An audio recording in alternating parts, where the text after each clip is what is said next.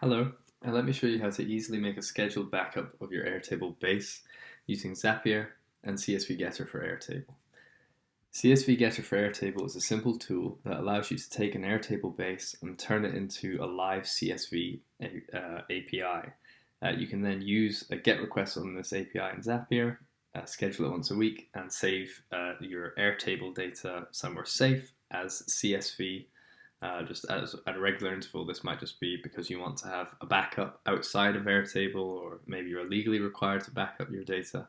But this is a really easy way to do it, which doesn't require having any code.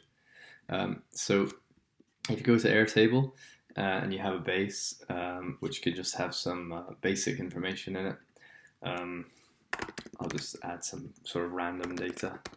Hello, goodbye. Let's say this is a live base that you have. You've got some automations around some apps which is updating it regularly. You can make a live endpoint for this just by basically using this tool here. So first, what you want to do is you want to get the API key for your Airtable account, and that can be done by clicking account, and you can generate an Airtable API key. It'll be here, and what you can do is you can copy it and put it into CSV Getter for Airtable. The rest of the keys you need, they are just in the URL here. So the base ID is this ID here, which has the app as the first three letters. This is basically the ID for your Airtable base, and this can go in here. And then you'll need your table ID, which is just another ID, which is, this is the table here, table 1, so it's the ID for this, which actually has the information in it. So obviously you can have multiple tables in one base and make different URLs for them. So this is what all you need to create a unique URL. I'm also going to include the view ID as well, because this is the view which actually says which order the rows are in. I want it to match the order that I see in Airtable, so I'm going to copy the final ID here, but this is just an optional copy. And once again, that goes in. You also need a contact email to use CSV Getter for Airtable, so I'm just going to do mine.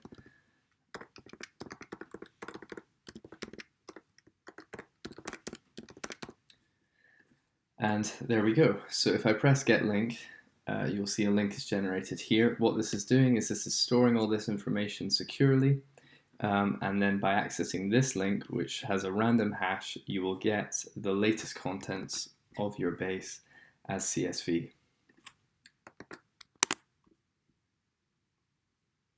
So this has just generated a download on my computer. So I'm just going to open the file. So I've opened it in Mac's Numbers app, and as you can see, there's the CSV. If I go into my base and I add some additional data, another row that says hello, I don't have to create a new link or anything. I can use the same link that I generated, and it's generated a new file there. Opening it, the new CSV obviously has new data. So this is a GET request, which will work very well in Zapier for a scheduled backup, and you can back up your whole base. You don't need to trigger it with an individual action. So here I am in Zapier.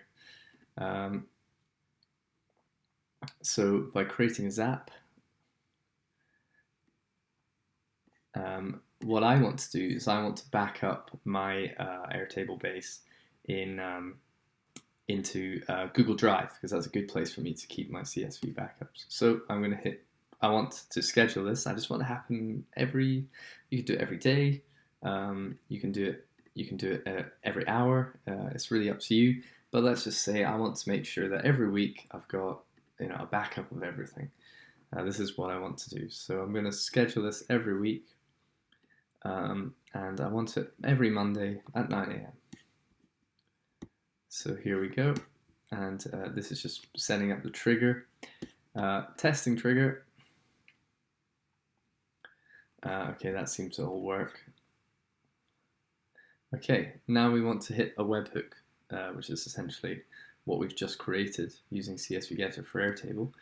we want a GET request. And all we need to do is just paste the one URL. I think I've still got it on my clipboard, yeah. That's it. We don't need to put any special parameters or anything like that. We've done that already. So we can press continue. And so this has basically got the results. Testing it, you will see the CSV. Hello, goodbye, hello. Yeah. So now we're not ready to turn on our Zap because we want to store it somewhere. Back to setup, sorry. Okay, so we've got a GET request now. We're adding a new action, and for me, I chose Google Drive as the place to store my backup. I'll choose an event. I want to upload a file to my Google Drive. So I need to sign into Google Drive. It's just asked me to do this on another window. There's my Google account. You need to allow Zapier some permissions. Okay. Now I need to choose what I want to do. I want to save it to my Google Drive. I actually have a folder called Airtable Backups. So you can see here, I've just created this folder. You can do that yourself if you want, just by putting new folder. Now the file is just simply the data that comes from the GET request, so we can specify that here. And there's our CSV data. And that's now fine. So do we want to convert to the document? No, we do not. We're not worried about that. We just need to put a file name in.